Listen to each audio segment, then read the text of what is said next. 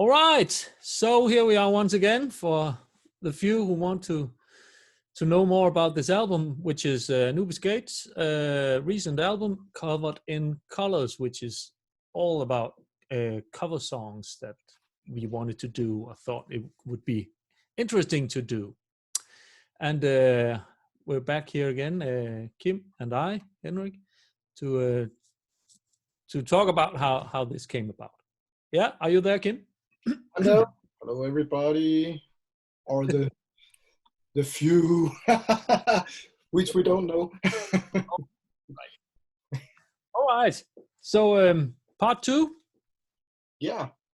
So we're going to be handling the second part of the album right now. That means the last 7 songs, and we've reached the song called Atlas, and it's a Coldplay song, and that was your choice, Henrik, and your arrangement, and it's a very interesting one. So why did you choose that one? And tell us something about the guest musicians. Yeah, we have 5 of them, all females this time again. And it came from one of them. It's my own daughter called Silja. She was taking piano lessons, and she came home and had this song and played the piano for it. And I was like, I didn't know the song, so I thought it sounded interesting. So I found out, and it was Coldplay's Atlas that she was playing. And I thought about it could be interesting to do. And actually, it is the kind of the first song recorded for this album, because it was already recorded when we did Covered in Black for a bonus track for that one. And I remember you, Kim, you said you weren't that interested in the bonus track, because what are we going to do with it? We just did the Orbits box set where all these previous covers were on, and so what are we going to do with this thing? But we did it anyway, and I'm happy for it. And when this album came about, it was like, all right, we have a home for Atlas as well. Yeah, so my daughter Silja, she's actually playing the guitar in this one. The piano. Sorry, piano. I don't know that. So that's how that came about. Yeah, what can I say more? It's well, I can add that we actually redid the drums, because when you when there's 3 years between the recordings, you know, preferences in how you mic the drums and all that will have changed, because Jacob, who made the drum mix for this album, he also continuously changes the way his methods. So we had to record the drums anew so we could get a match on the drum sound. Otherwise, it would have stuck out. Right. Yeah. Yeah, right. So down in the vault somewhere, there is actually a Jacob Hansen mix of this one from. Yeah, there is. Yeah, a different drum performance. Yes. So maybe it will. One day. Actually, that I don't know who has that mix, because I had a hard disk crash, and it was a backup disk where I had all those stuff, and you don't expect your backup disks to go all funky. But so the first minute of the mix is all white noise, because I had to have the hard disk rescued, and not everything survived that process. But MP3 version exists. I do. Yeah. Okay, you have that. Interesting. Yeah. But I don't think I have a better quality.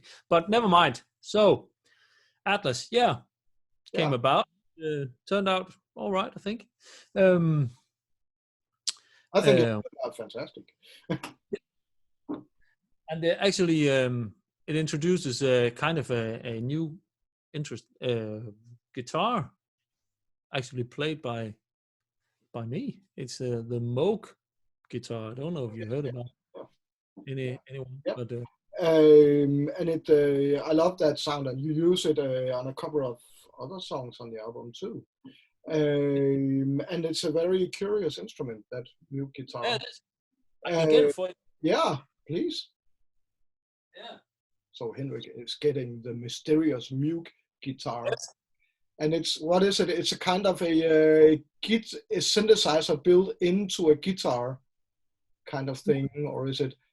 It does have the option to go synth as well, but actually it is a never-ending sustaining guitar. You could say that. That's what it is. It's a sustainer guitar. Yeah. Yes.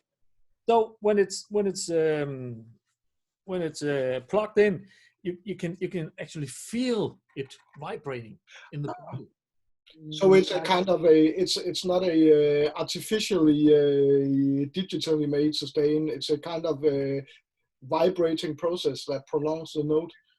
It is, and yeah, I was lucky to get one because they're all out of production, and I don't know why. Maybe because guitarists are such conservative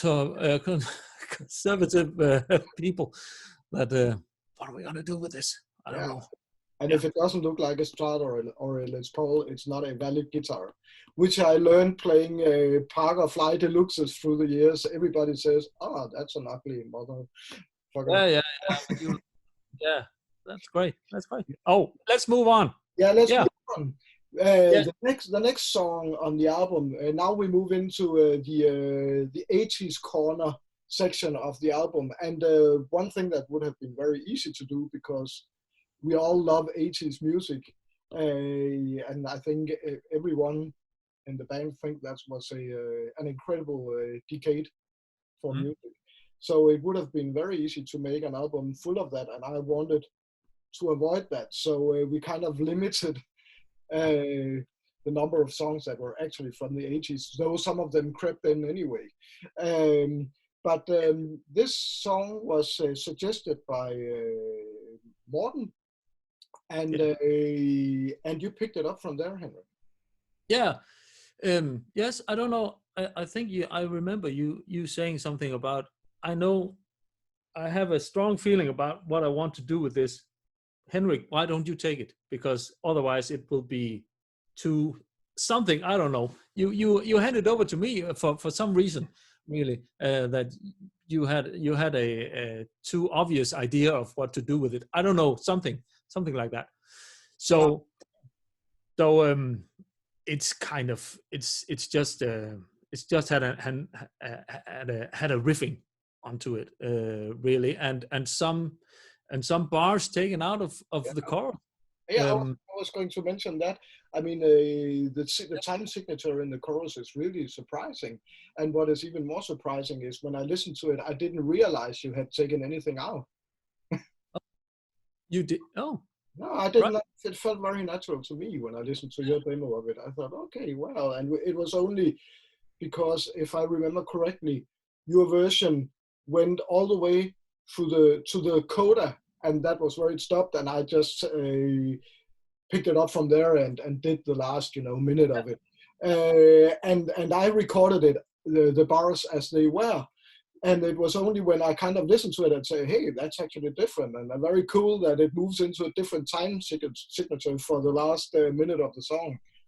That's when the original length gets short. I didn't know, actually. I thought you deliberately had done that. Oh, now we need the right chorus at the end. No more bullshit with time. Well, right. Maybe subconsciously I did it, or maybe I defended myself by saying that. I don't know. But that's not how I remember recording it, actually. But you're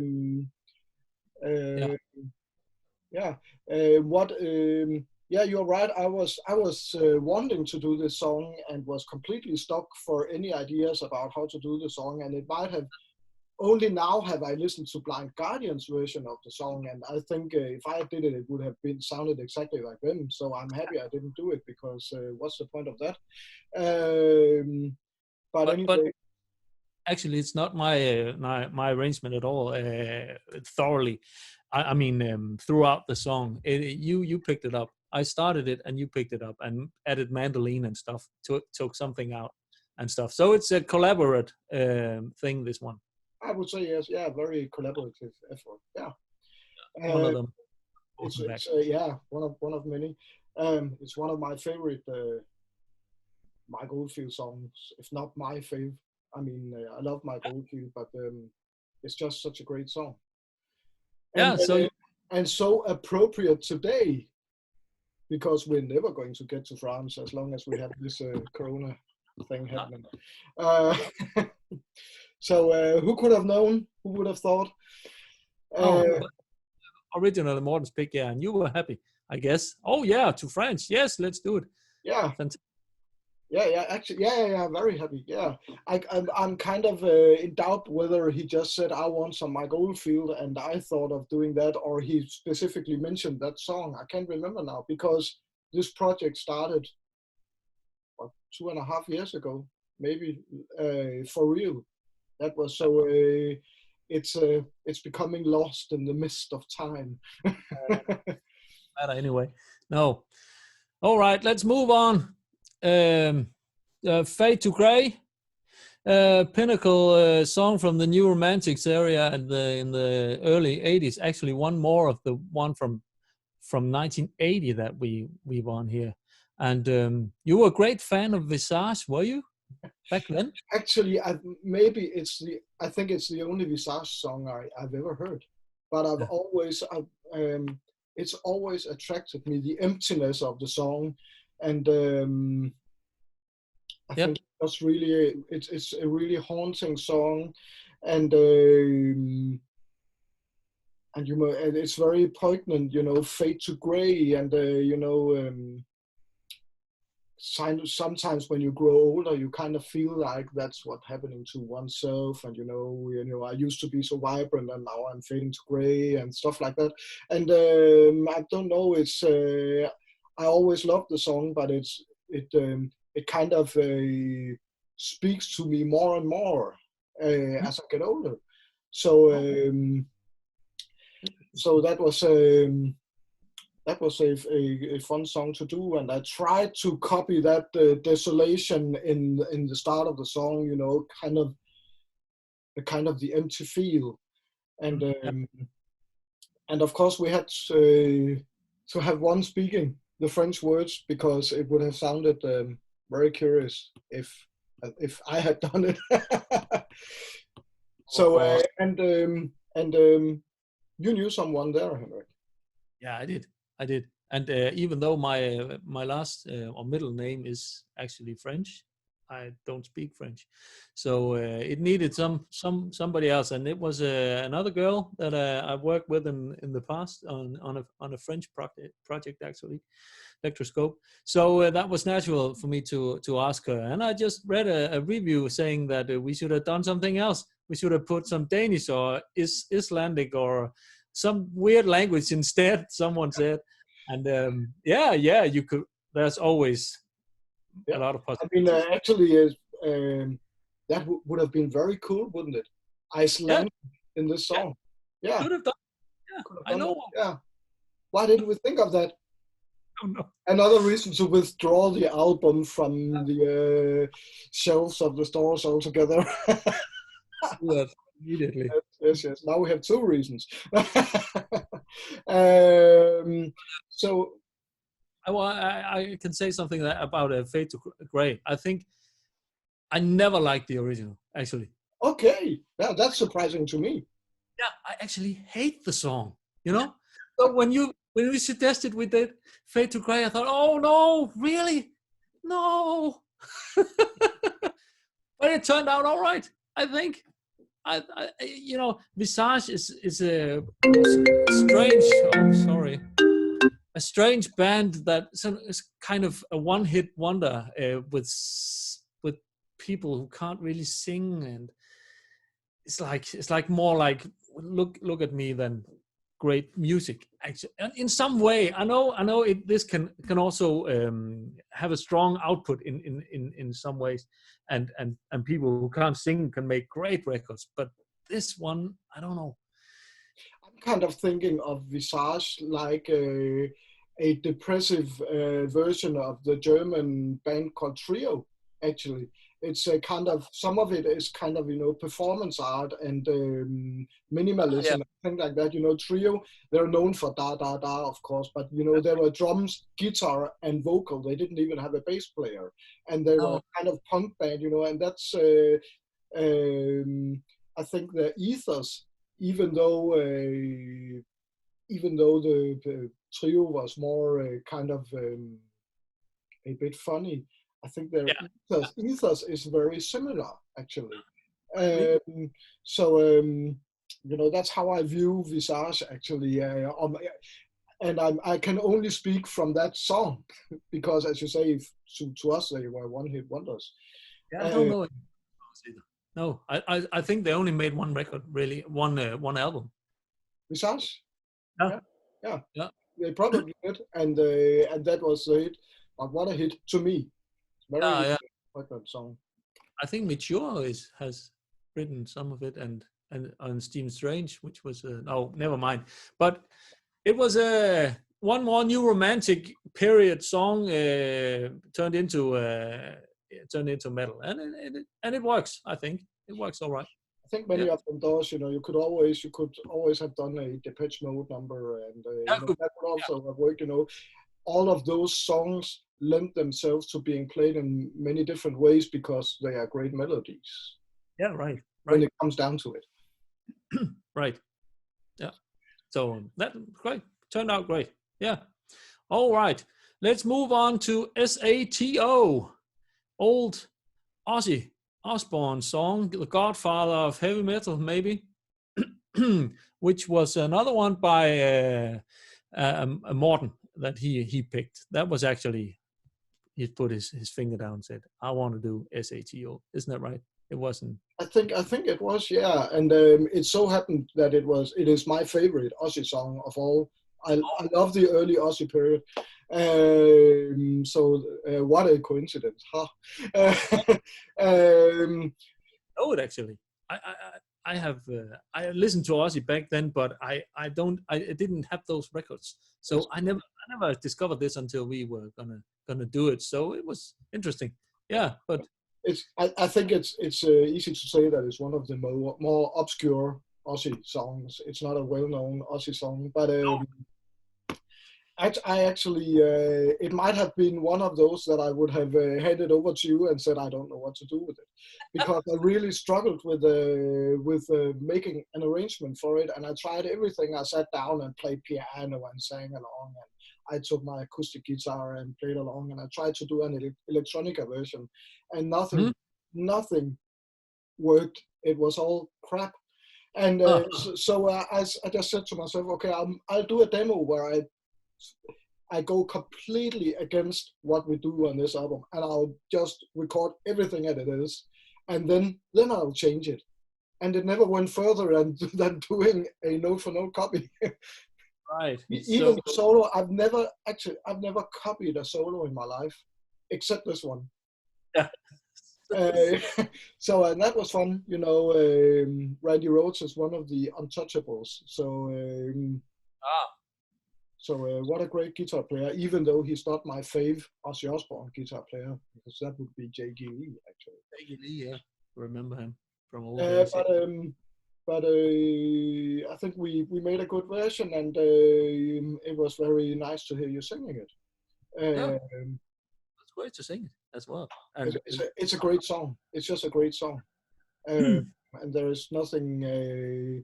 so that's the odd one out on this album to me, because this album was about what can we do with these songs to make them sound like ANUBIS GATE. And actually the only thing that we could do with this song to make it sound like ANUBIS GATE was play it as it is. And I was very surprised about that. Yeah. And I sing differently from Ozzy, so just that the lead vocals is done by me. look, it already sounds more like ANUBIS GATE, even Of though course, yeah. the rest is more like the same as the original, right? And there's no denying, no matter what band it is, that the identity of the band is very much the sound of the vocalist's voice. Of course it is. And Right. the Iron Maiden changed when they changed from Paul Di'Anno to Bruce Dickinson, and we've been through some changes too, and of course the identity changes, and that's just how it is. It's not a bad thing. It's just how it is. And you singing to an arrangement that is practically like the not original arrangement of the song still transforms the song. Yeah, that's what I mean. And there were some additional backing vocals added Yeah. as well. And that Like was that kind of lifted the chorus out of sounding just like the original, and that was great. So that's maybe the biggest difference in the arrangement, except for more distortion on the guitar and maybe some updated sound generally. Yeah. So yeah, great. So if everybody is wondering why I'm not looking at the screen, it's because we actually prepared some notes. So me and Henrik knows a bit about a bit what to speak about. So I'm kind of looking down on those and making sure I'm not doing anything wrong.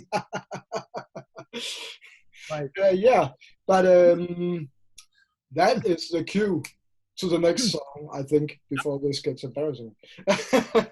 So we are moving on to Aggressive Perfector, which is also the last part of the album. It's a part that we called Oh No They Didn't, because now we're really going into changing the songs.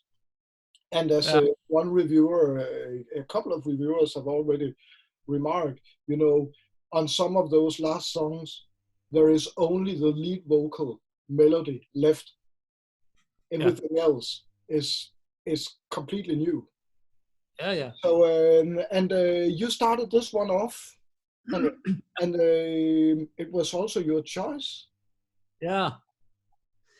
In 1984, I was completely nuts with this song, and I like the Show No Mercy album as well, but this one in particular, and it was originally from the Metal Massacre Part 3 album, which was a kind of it was Metal Blade Records who did compilations of various artists back then, from '83. So that was our way of getting to know back then what is going on, which are the new acts in this new kind of new to us anyway metal genre. And I found out about a lot of stuff: Death Dealer, Trouble, Metal Church, Tyrant, and Voivod. All were on these Metal Massacre compilations. And on top of that, actually, I had the guy that I played with back then, Per Müller Jensen, who is also you also played with him, and Jacob played with him in Invocator. Yes. We knew a guy up in the forest, and he was called Jim. I don't know anything else about him, but he was just he was like 4 or 5 years older than us. And he had all the new material, all the new stuff, records from USA. And he was so kind to lend us these albums so we could just take back. I think I'm going to take this one.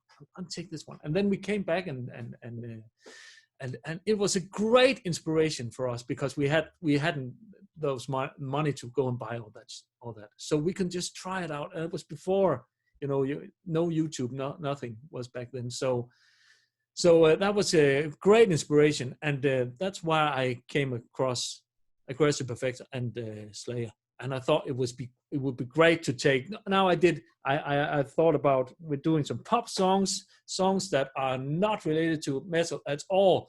Why not take a a metal song from back then and turn it into a ballad instead, right? So that was the idea behind this. And then it came over to you and you put some things on it. Well, yeah, I mean, if I remember correctly, it was also kind of like to France, you kind of recorded sort of the first 2 minutes and said, okay, this is the basis, and see what you can do with it. And I sort of snuck in another very well-known Slayer song in there, because if I would also have chosen to do a Slayer song because I love those first 5 albums. You know, it's part of my DNA. Slayer is just great, and that song that I snuck in there, which is South of Heaven, is the one I would have chosen to cover. So I kind of superimposed my choice on your choice, and you know, that's sometimes that works great. And actually, the basis of your demo was kind of jazzy. You know, it had jazz guitars that went to minor 6 chords and stuff like that. And those guitars are on the album. So if people are curious to know what I'm talking about, they're right there. And there's also that Moog guitar solo that sounds so it's completely without effects on it, so it sounds so pure and so near, and then it goes into ambient territory, which was this is kind of like a rewrite of the original cover of original coda of one of the other songs on the album, which is Entangled, and it had a coda like this, and I had done away with that coda instead. So instead of just transferring it to this one, I just composed something that sounded a bit like that and put it in as the coda of a Slayer song. And I'm kind of, you know, you'll never hear it, Kerry King, of course, our version, but it would be very, very interesting to know what he think of it. I mean, that goes for many of the covers on this album. You know, I would kind of, you know, very much like to know what Mike Stern or what Voivod said about those tracks too. But that was a fun song to manhandle. And I also remember that we kind of went back and forward on the grooves in this song. Should it be you know, a medium tempo song, or should it be a half tempo? And we tried different stuff and put forward our opinions. And as usual, you put your foot down at the last minute. Said this, the other thing doesn't work. This is it. I'm sorry about that. I mean, yeah, to me, it just we're talking about the verse that goes into a regular tempo. And to me, it just kind of needed to be lifted before that long ambient thing in the end. So it became a bit long in the tooth if it was only a half time. Long, is that even an American expression? Long in the tooth. I accept it. It's all right. Usually, when Kim he puts his foot down, then hindsight in months after, you realize, yeah, he was right. Sorry. Yeah. No, that's okay. That's part of our work process. Yeah. So it turned out all right. Yes. Yeah. It's great. Let's go further to the last 2 bits, which are also in the "oh no, they didn't" category. And another thing about the "oh no, they didn't," I think was that, "oh no, you're not going to do them, are you?" Yeah, I mean, yeah. Only Grail songs in some way, right? Yeah, be careful. Yeah, I mean, you're absolutely right. And you know, sometimes you can put the right preface into something and it'll get people into understanding what this is about. And that's why this section is called "oh no, they didn't," because then people are already in a mindset that I think makes them more open to what we did, to the songs. And I mean, to cover Slayer, AC/DC, and Beatles in one go, that's kind of that's yeah. I mean, even to me, it was kind of, can we really do that? Oh no, we're not doing that. Okay, yes, we're doing it. Yeah. Yeah, it's one more from Back in Black, one more from 1980, and actually Mikael, he picked this. He picked this. Yeah, that was his pick. And if there's one thing in my mind, because AC/DC always have that bluesy edge to them, and if there's one thing, I might be wrong, but every time I put something in a demo of ours that has a bluesy feel to it, always end up taking it out again before even sending it further to, before sending it along to you and the other guys. It's kind of like that doesn't work for us. No. Or maybe we haven't found the right way to do it.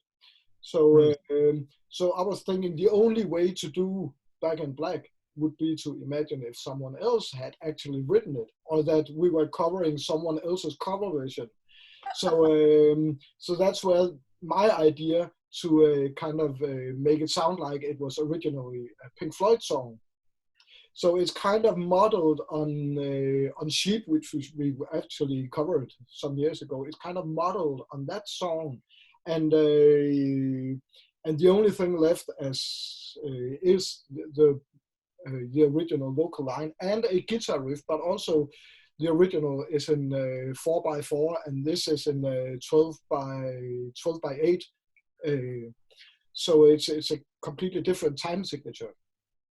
Yes. So and I think it worked really well to imagine someone else to do a cover, but in someone else's style, and it's kind of like a very epic, kind of very epic progressive song now, and so yeah, that was very interesting. And we also I remember us changing the keys because I had recorded most of it in E, and that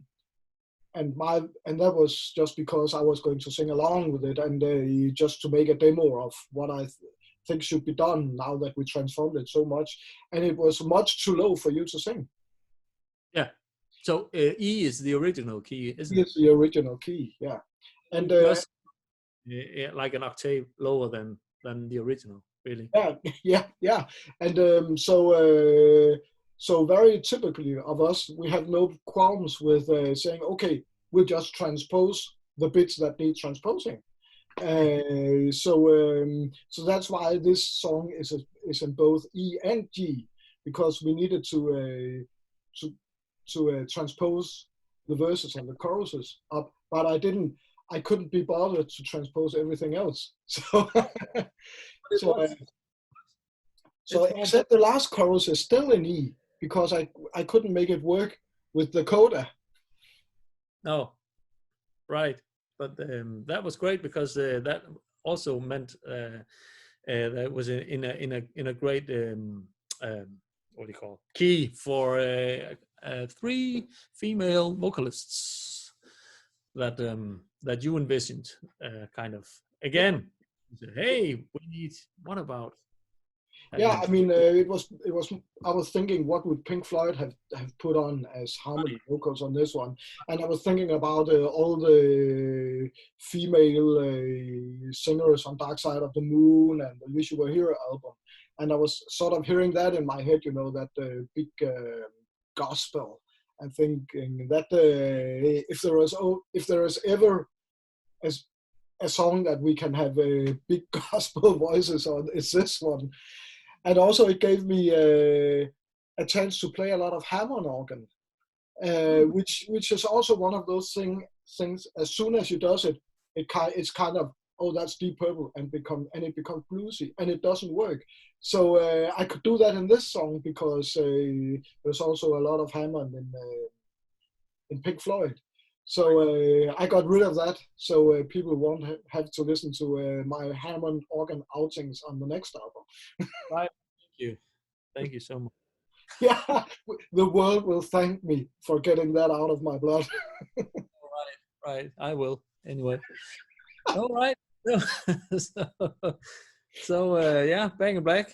No, not much left of the original there. No, and a little more may be left of the original on the last one here, Strawberry Fields Forever. You're a huge Beatles fan. Everybody from the that follow you on the social media, they must know by now.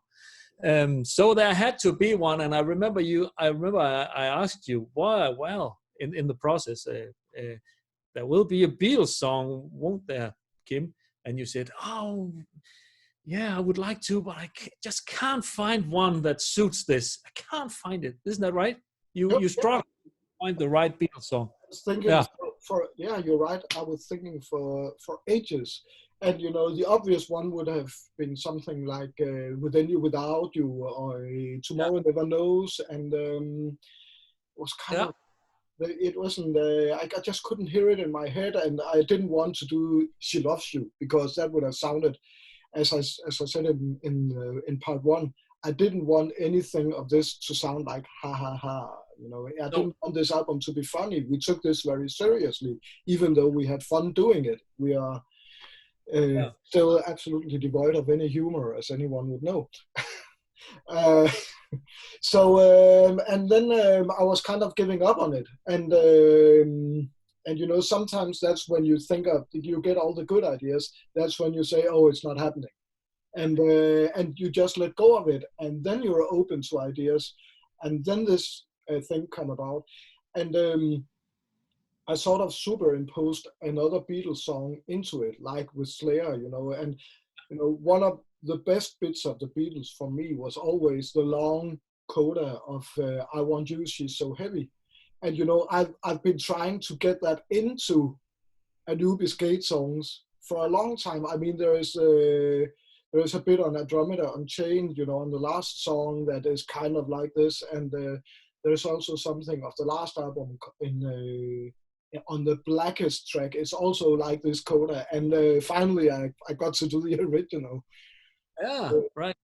So, but I think we did a good version of it, and you know, if it's one of those, if I didn't feel, but that goes for all the songs, of course, but I would have to feel 120% comfortable with covering the Beatles. If it had gone on the album, I'd rather, if I was singing, oh, that's all right, but not really, it wouldn't have been on there. So, right. But I mean, it was a fun song, and you actually, it was there was some we did collaborate on it. I mean, I didn't really know what to do with the verses, and so I can't remember if I asked you if you just said, okay, I'm gonna do the verses, and you sent me something. It's so long ago now. No, it doesn't matter.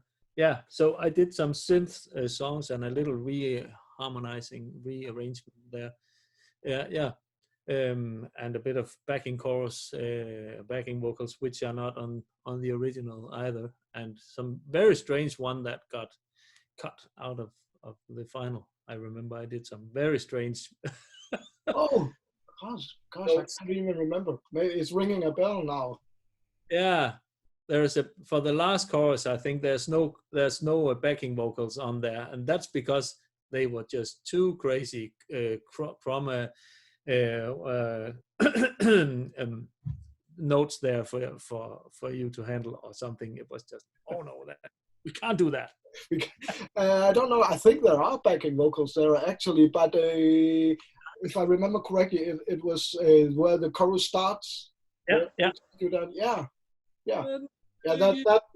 That little bit got X'd. Something chromatic down there. Yeah. Sorry about that. But anyway, I think it's a fitting into the album, you know, that long coda, and it's a very very psychedelic. And when we did the single version, the video version, we did change it a bit because we couldn't have 4 minutes of nothing in the end of us just rambling along and Morten drum soloing over it.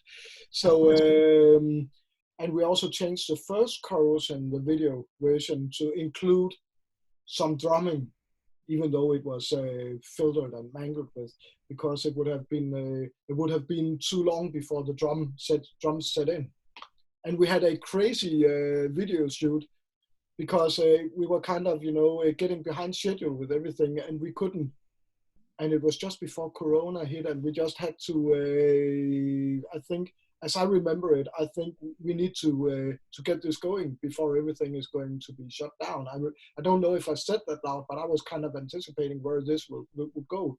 So we just met out in a wood with Karina holding a camera and just did all kinds of random stuff, and you getting your jacket soiled and well, you can see in my kind of jumping off the rock, we all did that, and when I had to, I slipped, and just sorry I wasn't on camera. My girlfriend is very she's pissed that it didn't get recorded. She wanted so badly to see that. But she actually, you know what? My wife said exactly the same. What was it? What did he fall? Did he fall there? And said yes. You didn't get that on camera. No, we wouldn't have put it in. That would have been a malicious thing to do. So yeah. I think before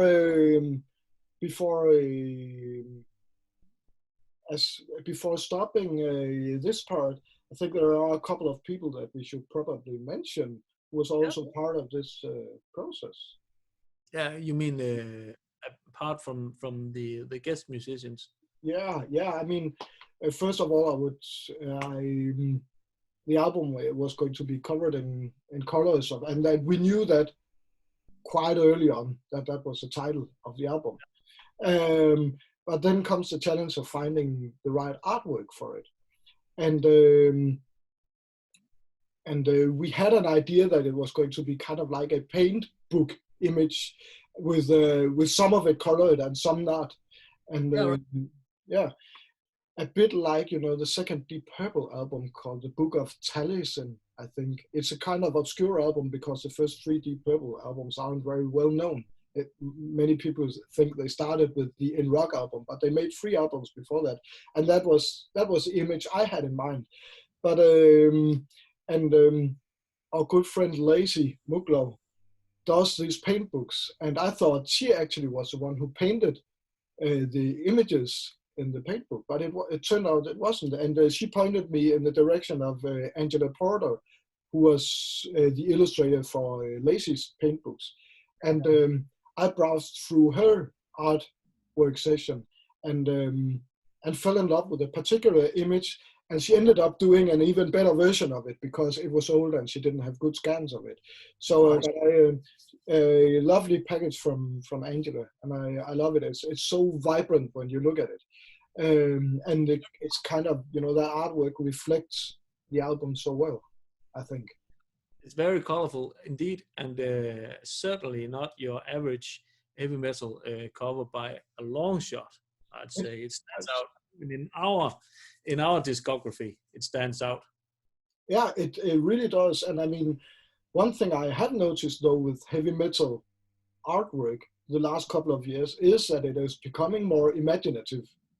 And I mean, I love that because when we started out, with all due respect to all the artists that made heavy metal covers back then, it was kind of, there was this thing in the middle, and then there was some mist, and then there was some, and it was kind of, and then there was all this Photoshop paintbrush and all that, and it was kind of like, I'm putting it sharply here, but there was a lot of very, very, very similar heavy metal artwork out there. And it's nice that people are branching out there. And we also branch out of ourselves with this artwork, I think. So definitely. That's nice. I actually had an idea that they should be called Covered in Covers, and then there was a picture of us, of all four of us covered in covers of the albums that we were covering. Oh yeah, well, not a bad idea. Why didn't we do that? I don't know. I didn't put it to vote. Really, I thought, oh no, no, We no. actually also had a very very fine image of us, just we did have an idea for the back cover, which was us sitting in a pizzeria, kind of Yeah, very yeah. And there's a mirror, and I wanted to kind of paraphrase the Omagama by Pink Floyd cover, but by then having a different shot that in the mirror. And then in the mirror of that shot, and it would have been kind of a infinity yeah, thing. But as the project got more, bigger, but just yeah, I mean, as we got into the project and we got and we realized this is a serious album, yeah, that idea went out the window because again, we didn't want that. I mean, sometime during the project, it became clear that this was not a second-class ANUBIS GATE project. This no, was this was to be rated equally in our minds, at least, with all the other ANUBIS GATE albums, and we couldn't be funny even in the band shots. And in the end, we actually ended up not being in the cover at all. right, So, right. and I think we need to mention a couple of other people too. Yeah, Actually, I yeah, mean, because there are a couple of people without whom this album would have never happened, or wouldn't have happened that way. And I mean, the first one to put the foot down on crazy projects that artists imagine would often always be the record company. yeah, And I think this album just shows the incredible artistic freedom that we are allowed yeah. on Nightmare Records. And I mean, that is it's very valuable to me. I don't think we've ever had Nightmare Records listening to a demo of something and say, no, I'm not putting that out.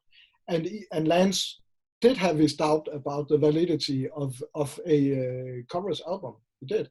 And he said, if you guys want to do that, I'll support it.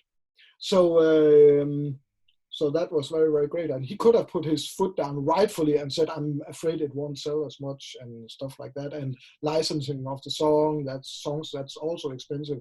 And no, don't do that. Or put it out yourself. Yeah, He could have done that. And he didn't. So that was very nice. Thanks, Nightmare. Yeah, thank you for artistic freedom. Yeah, actually, that means a lot. I mean, how many